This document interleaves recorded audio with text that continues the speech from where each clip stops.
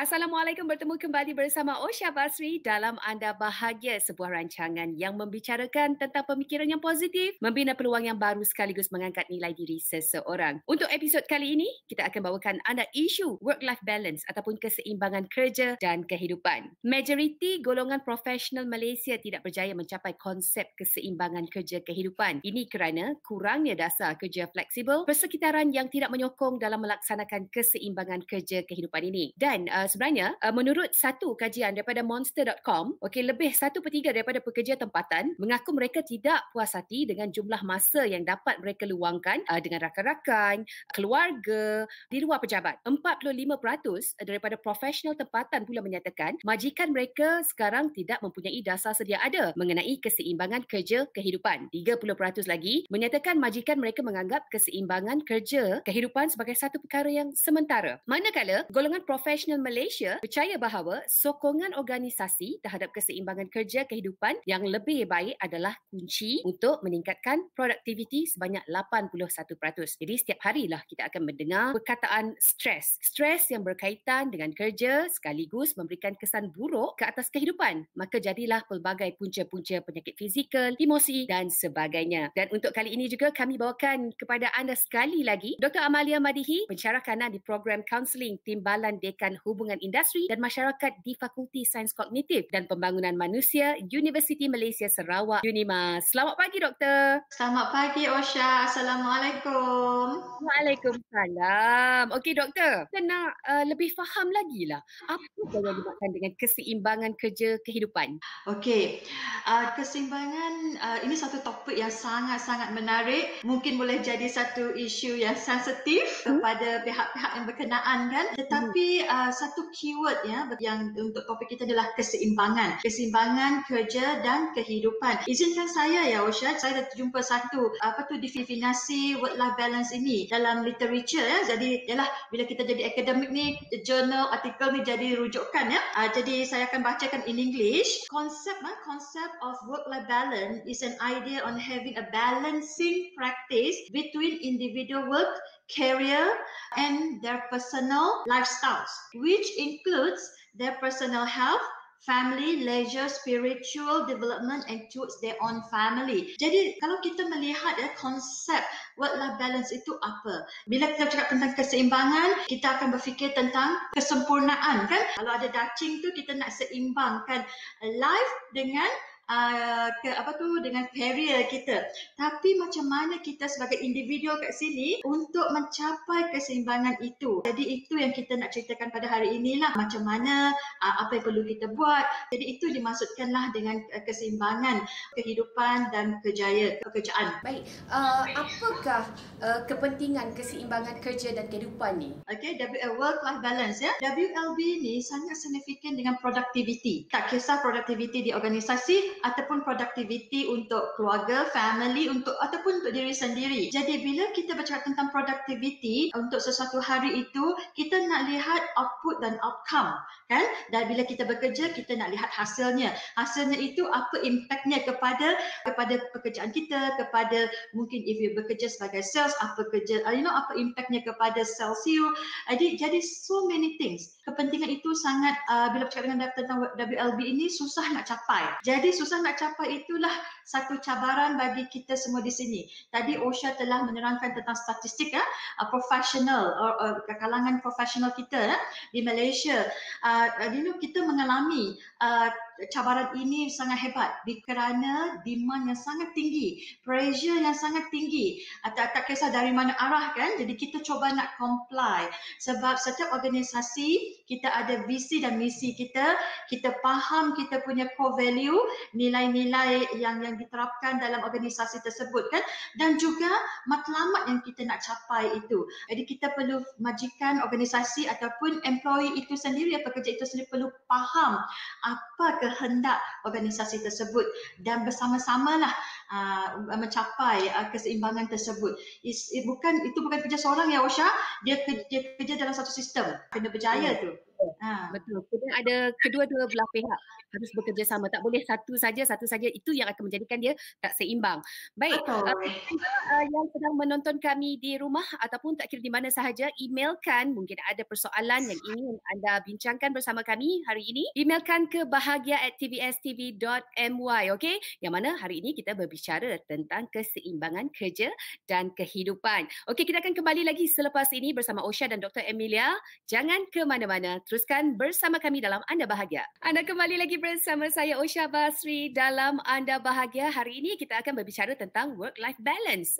Sudah pastinya kalau kita bercakap pasal kerja, semua kerja sangat penting. Semua kerja kena dihabiskan. Betul tak? Jadi sekarang ini kita bersama dengan salah seorang pemanggil yang dah pun menghubungi kami. Kita ada Puan Melissa yang ingin bercakap dengan Dr. Emilia. Silakan. Hello Puan Melissa. Saya nak tanya, bagaimana nak kekal positif dalam suasana stres di tempat kerja dengan rumah? Contohnya, saya sering sakit, migraine, tak cukup tidur, bangun awal pun pukul 5 pagi. Jadi saya kurang masa bersama anak-anak dan suami. Tuntutan kerja yang terlalu banyak membataskan waktu keluarga termasuk hari Minggu. Kalau kerja tak buat, maka bertambah-tambah. Tapi kalau dibuat, sampai tiada masa untuk diri sendiri. Sebelum tidur pun kena cek WhatsApp ataupun email-email kerja. Boleh tolong saya? Okay, terima kasih Puan Melissa. Rasanya Puan Melissa tidak keseorangan ya. Sampai nak tidur pun masih boleh tutup mata lah. Boleh tutup mata tengok kan, cek message tersebut dan email. Saya dapat rasakan bila saya mendengar apa yang Puan Melissa ceritakan tadi, keadaan ini telah membuatkan individu itu menjadi workaholic. Kan? Workaholic ini adalah kalau kita nak ikut addiction, satu workaholic kan, holic gitu kan. Jadi macam mana kita nak kekal positif dalam keadaan yang very stressed out. Mungkin Puan Melissa sedang mengalami burnout kerana tuntutan kerja, not only dekat tempat kerja tetapi juga dengan keadaan di rumah, dan yang paling penting is very good bila Puan Melissa mention tentang kerisauan, tiada quality time bersama dengan suami, dengan anak-anak. Itu bagus. Maksudnya Puan Melissa masih aware, masih mindful dengan rasa tanggungjawab tersebut, which is good. This is very good. Di sini hanya mungkin sampai tadi Puan Melissa mengatakan tiada masa untuk diri sendiri, tiada masa untuk recharge and rejuvenate. Jadi mungkin it is time, mungkin kena cakap diri sendiri dululah. Oh, it's time for me to take a break. So badan kita ni kalau tak take a break, dia akan kita push, badan boleh bergerak tapi otak kita tak pernah bergerak because terlalu penat. Jadi badan dan otak dan emosi kita tidak akan berjalan seiring, dia akan mengganggu fungsi analytical thinking kita, decision making kita, problem solving kita. Maka wujudlah burnout tadi. Contohnya tanda-tanda burnout, kita cepat marah, cepat melenting kan. Kita nak senyum pun dah susah, tak nak bagi senyuman dengan ikhlas kepada dunia, kepada keluarga kan. Jadi macam mana kita nak kekal positif, cakap pada diri sendiri, okay, I think it's time for me to take a break. Tapi bila kita berada dalam keadaan stress out, pernafasan, kita fokus dengan pernafasan. Saya ada satu teknik, 8 saat teknik 8 saat of breathing. Teknik yang saya selalu gunalah untuk diri dan saya juga kongsi dengan clients, dengan pelajar jugalah. Maksudnya kita, tapi apa yang saya nak buat di sini adalah kita perlu be mindful dengan oksigen yang kita nak inhale. Lepas tu kita nak lepaskan carbon dioxide kita pun perlu mindful, and then in our head you just try to be free. Maksudnya tak fikir tentang kerja, tak fikir tentang apa-apa, just about you. Sekarang ni masalahnya mungkin ramai kita bukan hanya Puan Melissa, tetapi ramai antara kita lupa tentang diri kita, macam mana kita hendak jaga diri kita. So cuba kita, mungkin Osha boleh try lah sama juga dengan Puan Melissa dan penonton di sana all pagi ni. This is very good every morning kita 4 saat relax, lepas tu exhale. Okay, try to practice that until you feel calm. Bila perasaan calm, tenang itu, then our otak akan rasa refresh sedikit walaupun dalam keadaan yang negatif ataupun dalam keadaan yang stress, kan? Jadi bila itu baru little thing. Kadang-kadang kita lupa juga little things tersebut, kan? Little things selalu kita lupa, yang besar kita ingat tapi tak terkabir, kata orang Sarawak. Kan? Tak larat nak buat sebab terlalu banyak sangat. little by little, insyaAllah dapat. Okay, focus on our breathing first. And then take a break, mungkin boleh cakap dengan your bosses. Okay, I think I need to take a break, maybe 1 day, 2 days, I don't know. It depends on organisation punya timeline kan. I'm sure you have your demand. Kan?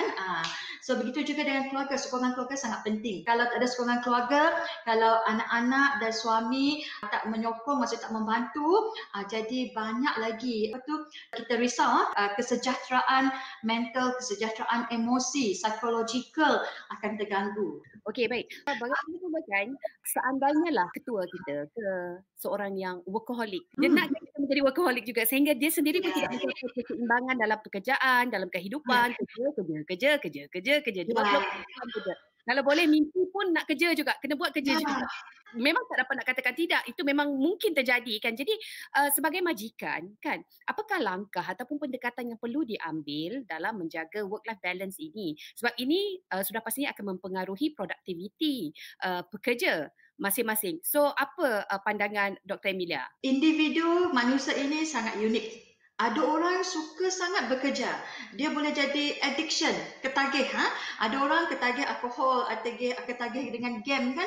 Tetapi dia begitu passionate, sangat-sangat into dia punya career. Walau bagaimanapun seorang majikan perlu faham dan be sensitive to other people, employee-nya mungkin. Sebab saya percaya setiap organisasi dia mempunyai polisi work-life balance-nya tersendiri. Kan? Jadi setiap orang mempunyai hak masing-masing. Kita treat setiap kita ini adalah aset yang sangat penting dalam organisasi. Jadi sekiranya majikan be transparent, employee pun dapat dapat bercakap dengan majikan dengan transparent, tiada isu, Jadi insya-Allah komunikasi itu akan mudah. Kan? Jadi tapi tidak adil juga lah sekiranya seorang individu it's not only majikan, kadang-kadang our colleagues pun, because sebab dia mempunyai his own way, dia nak kita ikut way dia, which is not right lah. Kita ada way, cara kita sendiri untuk mencapai matlamat kita. Kita tahu apa kerja kita, tanggungjawab kita, sebab kita punya integriti kita masing-masing kan terhadap organisasi kita. Betul. Dan saya juga percaya setiap individu mempunyai cara masing-masing dalam melaksanakan kerja masing-masing. Tak boleh ikut kalau A, you kena buat A.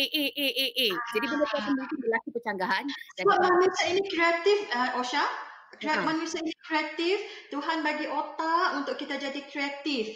Jadi yang pentingnya adalah untuk mencapai matlamat itu. Ya, betul.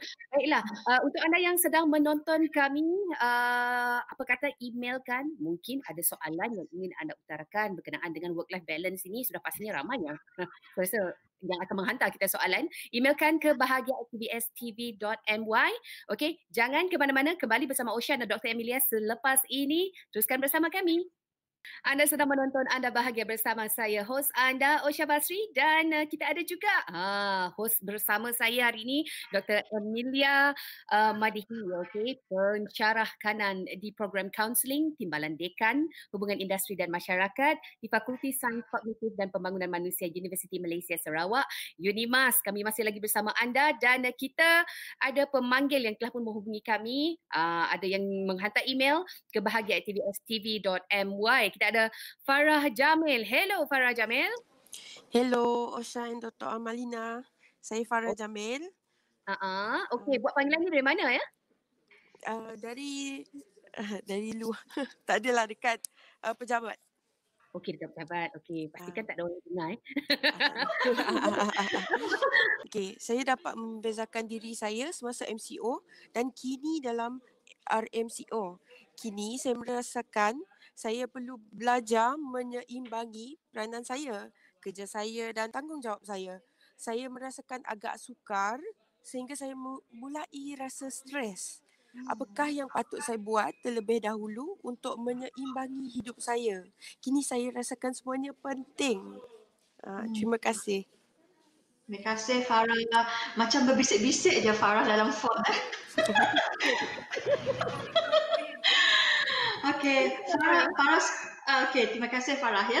Okey, memang bila kita, actually satu dunia, not only us tak sangka kita berada dalam what do you call it, movement control order kan, something yang luar jangkaan. Jadi tiba-tiba pihak kerajaan kita telah mengatakan okay, Malaysia lockdown, everyone needs to be at home due to the safety and health matters kan. Jadi bila kita berada di rumah, mungkin 1 minggu, 2 minggu, 3 minggu, wah bestnya. Tapi bila RMCO, perubahan itu slowly mendadak. Mungkin mendadak bagi setiap, ada certain individu. Ada yang mungkin slow untuk buat adaptasi. Ya. Sekarang ni apa yang berlaku pada kita semua di sini adalah proses adaptasi kepada situasi sekarang. Kan? Jadi masa di rumah mungkin kita dapat lihat okay, I can see my children, I can see my sibling, my family, my parents, my partner kan, and then we can be together macam tu. Tapi bila dah kembali slowly keluar, kena hantar dengan another satu lagi yang kita berjaga-jaga sekarang, kita sekarang kena guna pelitup muka kan, and then lepas tu kena hand sanitizing, wash our hand. Jadi perasaan itu jadi macam peranan kita tu jadi macam dah tak tahu, what should I do first? Yang mana satu yang penting ni? Family ke, kerja ke, ataupun what, kan? Jadi semua peranan, bagi saya percaya apa yang berlaku pada diri kita, peranan yang dipertanggungjawabkan, diamanahkan pada kita nak bertanggungjawab dan mementingkan. Hanya sekarang ni kita nak lihat macam mana kita nak prioritize dia. Kan? Yang mana satu, okay, kalau tempat kerja, apa yang perlu saya buat? Sekarang ni rasanya mungkin kita kena re-strategize our thinking, untuk mencapai matlamat ataupun misi pekerjaan kita tadi, right? Setiap kita ada tugasannya masing-masing, right? Jadi manakala bagi keluarga pula untuk kita berperanan, bila kita berada bersama dengan keluarga, we try to spend. Saya melihat Osha, MCO ini, pandemik inilah kepada certain people, kepada diri saya sendiri juga, adalah satu hikmah untuk saya melihat balik kehidupan diri. Tetapi melihat macam mana saya nak balancekan lagi. Macam mana jadi saya mengambil salah satu yang saya practice lah. Saturday Sunday saya cuba untuk kurangkan, minimalkan apa yang related dengan tugasan di office lah. Kalau yang kurang penting lah maksudnya. Tapi yang urgent tu kita ambil lah. You know what is your task kan. Jadi you need to set the limit. Jadi itu penting. Jadi bila masa dengan keluarga, dengan anak-anak keluarga, dengan kerja, I think slowly kita akan pick up. Untuk makluman semua, penonton semua, sekarang ni kita masih lagi dalam proses adaptasi dengan keadaan baharu, dengan normal baharu. Jadi ambillah peluang ini untuk recharge and re-strategize. Masa inilah the best time. Contohlah dulu kita masa MCO, moratorium kan, contoh saya ambil contoh moratorium, sangat membantu bagi certain people, right? Untuk kan, jadi sekarang ni kita try to re-strategize berkenaan dengan financial kita. Jadi keseimbangan itu mungkin akan tercapai. Jadi begitu juga dengan workplace lah. Macam mana sebenarnya cara ataupun strategi untuk meningkatkan keseimbangan kehidupan kerja? Okey, sekarang ni semua orang ada social media. Betul. Okey, saya sendiri pun baru beberapa tahun berjinak-jinak dengan Facebook. Sekarang ni, yesterday my boss cakap, okay Emma, kita semua kena perlu ada Instagram. jadi social media itu menjadi escape. To me kan, sometimes kita guna social media to escape our busy life kan. Kita share, kita tengok, sort of thing. Okay. First, limit our time dalam social media. Contohnya kalau contoh saya sendirilah okey, social media saya berkaitan dengan kerja most of the time. Okey, 80% input info dalam tu dalam related dengan kerja. Kalau you ada personal, you ada business, so berapa jam you nak spend dalam online tersebut. kita perlu ada limit. Kalau tak ada limit, means that you akan around the clock. Sampai you tak, dah pukul 4 pagi, rupanya anakku belum makan lagi. Dinner pun tak sempat. Kan contoh kan, mungkin berlaku. Because bila kita passionate dalam satu kerja tu, kita terlupa masa kan. Jadi maksudnya sekarang ni, like tadi Osha mention, back to basic. Kita perlu be mindful dengan masa kita, dengan surrounding kita, persekitaran kita ini. Okey, keduanya, kita perlu pandai memisahkan dengan rumah. Jadi, I don't know you, tapi kalau saya, distance tempat kerja saya dengan rumah, itu adalah salah satu masa untuk saya transition my mind. Okay, bila dah sampai rumah, okay, I focus. Because kalau kita tak bagi attention dengan ahli keluarga kita, they can feel it. They feel stress juga. Dahlah saya seorang-seorang tinggal kat rumah. Contoh, dahlah saya ditinggalkan di rumah. Tiba-tiba di rumah, you tak nak cakap dengan I. Contoh, this is very simple one. Ataupun situasi yang mungkin common lah. Jadi, kita kena pandai lah. Memang kadang-kadang kita perlu buat kerja. Kadang-kadang pun kita ada meeting tengah malam because maybe professionals ataupun you ada nak business online kan, you punya customer di overseas, waktu malam kita ni lah mereka siang, jadi you want to promote, it's fine, tapi you bagi limit and inform. Jangan lupa cakap dengan ahli keluarga, okay, give me this 1 or 2 hours to spend on this. Let them know what you are doing at home, because bila kita berada di rumah, semua orang expectation kita be at home, be present kan. Kita nak bersama-sama. Yang ketiganya adalah berkenaan dengan kita kena create me time. That is a big challenge for everyone sekarang ni. Jadi bilakah masa kita untuk dapatkan me time tersebut? Dan lastly, yang inilah yang penting. Kita kena spend masa bersama dengan orang yang kita sayang, yang kita suka. Jangan pula yang tak suka. Maksud, yang bagi negatif aura tu, aura negatif kan, yang itu kita boleh choose not to. Kan? Jadi spend. Kita perlu ada quality time. Keseimbangan kehidupan kerja ini, WLB ini, dia relate juga dengan quality time. Penting tu Osha, quality time. Baik, sebelum kita berakhir, mungkin ada pesanan daripada Dr. Emilia berkenaan dengan work-life balance ini. Okay, personally, definitely saya ingin memesan diri sendiri jugalah.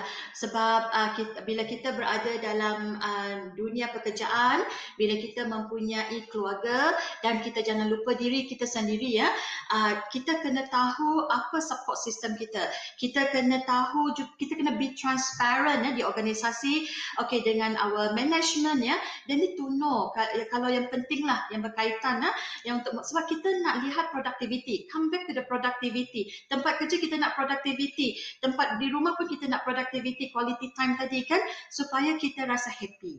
Di akhir-akhir pun kita nak rasa bahagia kan Osha. So kebahagiaan inilah yang kita nak. When kita happy, kita motivated, kita bermotivasi nak buat kerja, kita passionate nak buat kerja, you will give fully attention kepada sesuatu itu. Itulah sama-sama lah, hopefully kita dapat mencapai WLB tu, work-life balance tersebut insyaAllah. Untuk mencapai keseimbangan kerja, kehidupan bagi Malaysia agak jauh ketinggalan. Mungkin beberapa langkah sudah diwujudkan, namun ada yang hanya bersifat sementara dengan alasan semua penting, mesti dihabiskan, mesti dilakukan. Jadi untuk mencapai keseimbangan kerja dan kehidupan, satu, anjakan sikap dan budaya diperlukan untuk melahirkan tenaga kerja yang dinamik dan seimbang. Utamakan Tuhan, keluarga dan pekerjaan. Sebarang komen, pertanyaan salurkan kepada kami melalui email bahagia@tvstv.my. Sampai di sini saja, saya Osha Basri bersama anda dalam Anda Bahagia untuk episod kali ini. Jumpa lagi akan datang.